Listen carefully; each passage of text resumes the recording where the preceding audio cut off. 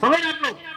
तो इसका मतलब ये है कि आपके अंदर एक ये प्रोजेक्ट महज आपको वो करने के लिए नहीं है कि ये किसी एक का पर्सनल प्रयास है, ये सरकार का प्रयास है कि आपके अंदर सोच विकसित हो, आपके अंदर काम करने की क्षमता डेवलप हो, आप अपने गांव में रहें। जब गांव में रहेंगे तो अपने माँ बाप के साथ रहेंगे, पैसा कमाएंगे, सब कुछ मिलेगा तो क्यों छोड़ने जाएंगे विदेश। हाँ, घूमने जाना चाहिए, टूर लेकर माँ बाप को लेके जाइए, तीर्थ यात्रा कराएंगे। सरकार तो आजकल खुद तीर्थ यात्रा बना रही है। कुल मिलाकर के ये सारे उद्देश्य हैं। अब और उससे जानना चाहते हैं वो भाषणबाजी हो जाए। तो मैंने इस प्रोजेक्ट का उद्देश्य बता दिया। अभी आपको बताया नहीं, जब खाद पैदा होगी वो जैविक खाद होगी जो खेतों के लिए बहुत ही महत्वपूर्ण है। आजकल आप केमिकल खाद बनाते हैं जिससे जमीन का नुकसान होता है, पानी की बर्बादी होती है। यहाँ पानी बचेगा, पीने का पानी कर दो। यानी कुल मिलाकर के गांव फिर से पहले की तरह हरे भरे। और चाहे बाहर के आक्रमणी आए, चाहे कोई आए, चाहे कोई पॉलिटिकल पार्टी बनाए, आपको फर्क नहीं। भैया जब अपना पेट भरा रहेगा, अपना घर संतुष्ट रहेगा तो क्या जरूरत चिंता की। कोई करता है पर टीवी देखिए, टीवी फिल्में देखिए। टेक्नोलॉजी तो सस्ती होती जा रही है, टेक्नोलॉजी सस्ती आ रही है, फिर आप जरा मोबाइल आ गए हैं। भैया पुराने जमाने नहीं रहा, अब तो कम्युनिकेशन का जमाना है। जो अमेरिका में है वहां भी है, आपके पास अवेलेबल है। तो कहने का मतलब अब समय रहते अगर आपने अपनी सोच नहीं बदली तो आप और पीछे जाएंगे। तो इसके साथ ही मैं अपने इस उद्देश्य को जो बताने सफल रहा कि नहीं रहा, आप लोगों के समझ में आया कि नहीं, पर कोशिश किया है कि आप सबको, महिलाओं को, बुजुर्गों को, युवाओं को, बच्चों को, इन बच्चों के बारे में सोचिए जिनको अगर टेक्नोलॉजी के बारे में नहीं पढ़ाएंगे वो कितना पिछड़ जाएंगे। तो इसके बारे में पढ़ाने के लिए, करने के लिए सोच बदलिए। तो कुल मिलाकर के इस प्रोजेक्ट का मकसद सोच बदलिए, देश बदलिए। तो अब इसके बारे में कैसे काम होता है अब मैं आप लोगों को दिखाऊंगा कि ये लाइव प्रेजेंटेशन आप लोग देखा प्रोजेक्ट कृपया।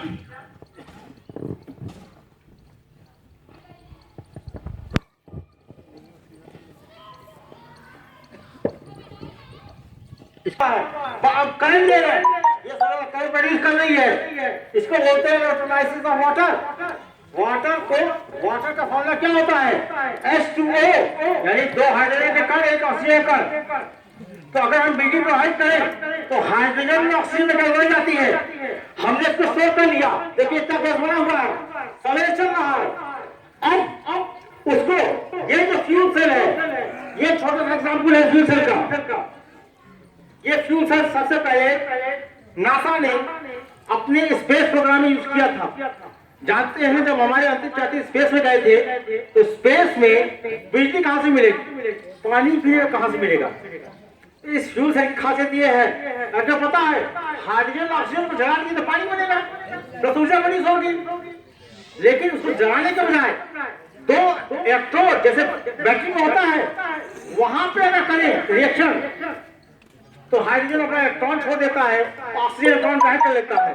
बीच में एक मेम्ब्रेन होती है जिसको बोलते हैं इलेक्ट्रोलाइट, उसके थ्रू हाइड्रोजन प्रोटॉन ट्रेवल करके वहां पे जाता है और ऑक्सीजन से उसके इलेक्ट्रॉन कंबाइन करके पानी बन जाता है। तो इलेक्ट्रॉन को जो होता है बाहरी सर्किट मिलता है, वही करंट होती है, यही करंट फर्क है। इसकी क्षमता जो जनरेटर आप जलाते हैं उसकी क्षमता से कम 20 गुना ज्यादा होती है, क्योंकि जो जनरेटर चलता है उसकी मैक्सिमम एफिशिएंसी, अधिकतम क्षमता 33% होती है, इससे ज्यादा एफिशिएंट नहीं हो सकता। लेकिन फिर भी आवाज भी करता है, धुआं भी पैदा करता है।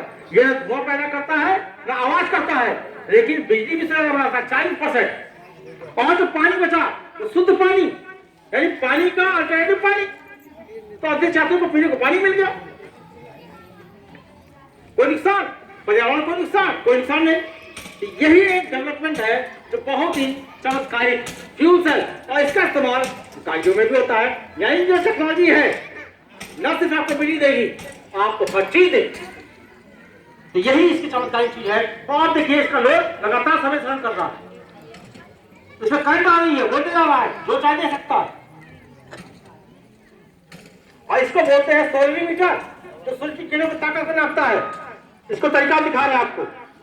अंकित या गलेन, एक जन आपको इसको डिमॉन्स्ट्रेट करो।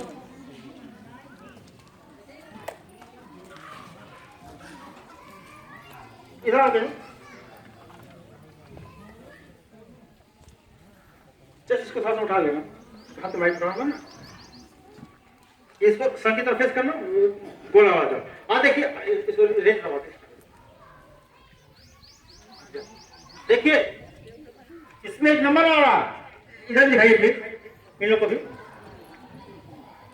1000 लगभग 1000 वाट स्क्वायर मीटर, वाट पर मीटर स्क्वायर, यानी सूर्य की किरण हमें जो प्रतिदिन यहाँ पर मिल रही है 1000 वाट प्रति मीटर स्क्वायर। 1 मीटर स्क्वायर, ये पैनल की ऊर्जा कितनी होती है? 235 वाट। और ये 1000 सिर्फ 10% क्षमता। अब पूरी मिल जाए तो हमें किसी बिजली की जरूरत ही ना पड़े। तो हम ये सीधे सर की ऊर्जा नाप ले रहे हैं और उसे निकाले हैं। यानी कि सब कुछ वैज्ञानिक है, आपको इसको समझना है और आप लोगों को इसमें सहयोग चाहिए। आप लोगों को जरूर इसमें उत्सुक है तो ट्रेनिंग करें, हम उसको अपने प्रोजेक्ट में लगाएंगे, उसी से काम लेंगे और उसको उसी में रोजगार है। तो इस प्रोजेक्ट का और आप भी देख रहे हैं कि पूरा काम करता है। इसी को ये छोटे स्केल पे है, इसको समझ लें। अभी यहाँ शुरुआत कर रहे हैं, कोशिश है पूरे देश में कम से कम इसकी 1 लाख यूनिट लग जाए तो देश की बिजली की समस्या खत्म। जो फॉसिल फ्यूल है जिसको कोयला ऐसा बोलते हैं उनकी यूज खत्म। इसके साथ ही मैं अपनी बातें विराम देता हूं। यहाँ पे हमारा डेमोन्स्ट्रेशन खत्म हुआ। अब मैं चाहूंगा कि हमारे जो विद्वान और गुरुजन है, इसको समाज सेवी है, वो लोग 2 शब्द में इसके बारे में क्या कहना चाहते हैं अपने राय रखें। और आप लोगों को मैं तो एक वैज्ञानिक हूं, अपनी तरफ से बताया, ये आपको कैसे कहना चाहते हैं उसे जाने। तो सबसे पहले मैं चाहूंगा हमारे बीच है डॉक्टर पंचम जी, ये कृपया बताएं।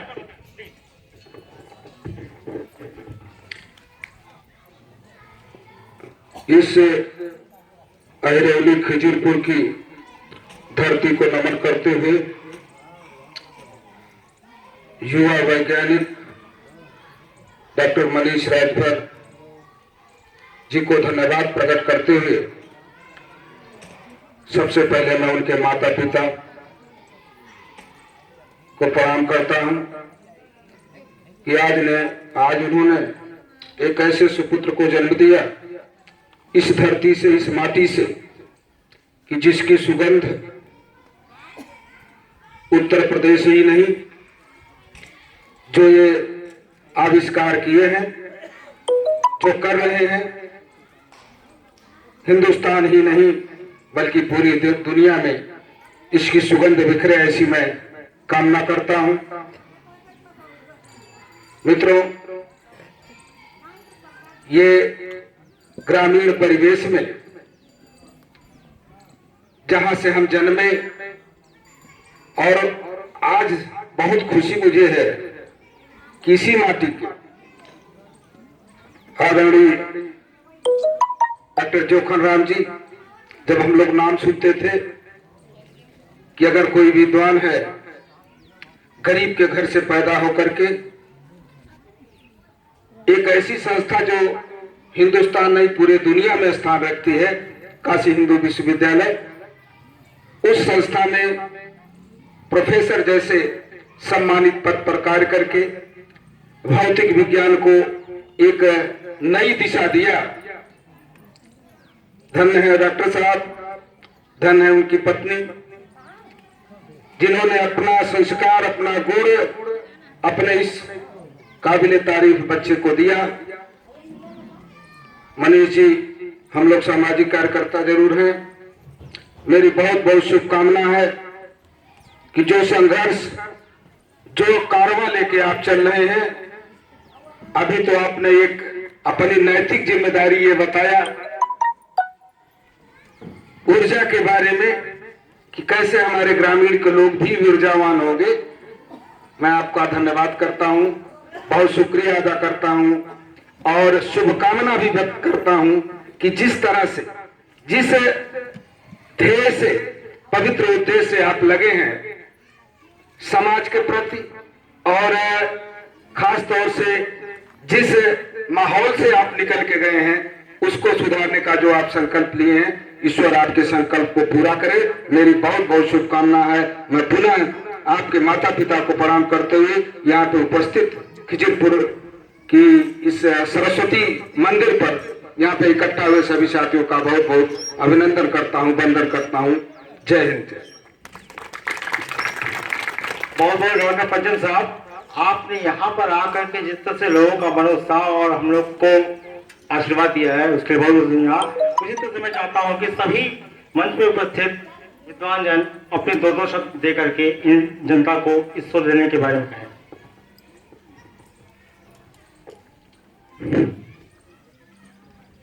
आज की सभा जो डॉक्टर मनीष द्वारा आयोजित की गई है, इससे उन्होंने जो ग्रामीण विकास के लिए अपने उद्देश्य को बताया है वह बहुत ही काबिले तारीफ है। और हम सभी लोग उपस्थित यहाँ इस कार्यक्रम को सफल बनाने के लिए अपने तरफ से जो है जहाँ तक हो सकेगा अथक प्रयास करेंगे और चाहेंगे कि गांव की जनता भी इसमें भरपूर सहयोग करे। इसके लिए जो भी जरूरतें उनको चाहिए उसमें गांव जो है पूरा सहयोग करके उनके मनोबल को बढ़ाने का कार्य करे। इन शब्दों को साथ साथ हम एक बार यहाँ सुदूर अंचल से आए हुए सभी जनता, माताएं, बहनों तथा साथियों एवं डॉक्टर जोखन प्रसाद जी, उनकी माता मनीष जी की माता जी का सबका हार्दिक स्वागत, अभिनंदन एवं वंदन करते हुए अपनी वाणी को विराम देता हूँ। जय हिंद, जय भारत। और मैं चाहूंगा चूंकि समय ज्यादा ना लगे, क्योंकि देखिए सभी का समय महत्वपूर्ण होता है। बस चूंकि मेरे पिताजी प्रोफेसर रहे हैं बीएचयू के, अभी भी हैं मेरे, उनका और हमारे एक सामाजिक हमारे मामा जी लगते हैं, इनको भी बम्बई में काफी अनुभव रहा है। मैं इन दोनों से जानना चाहूंगा कि इनके राय क्या है इस प्रोजेक्ट के बारे में और कैसे आपको दिशा निर्देश देना चाहते हैं, इस बारे में दो शब्द कहें ताकि इसके बाद हम लोग कार्यक्रम को समापन की तरफ।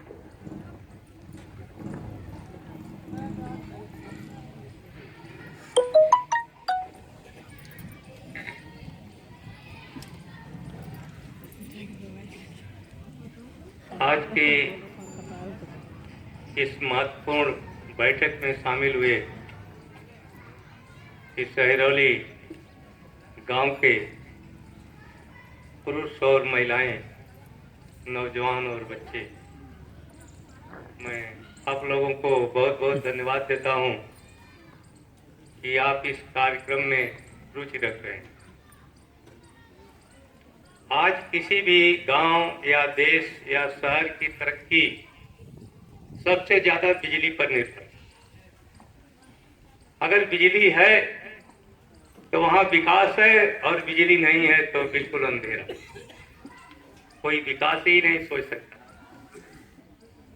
और डॉक्टर मनीष जी ने जो आज के आईआईटी बीएचयू के नवयुवक वैज्ञानिक हैं,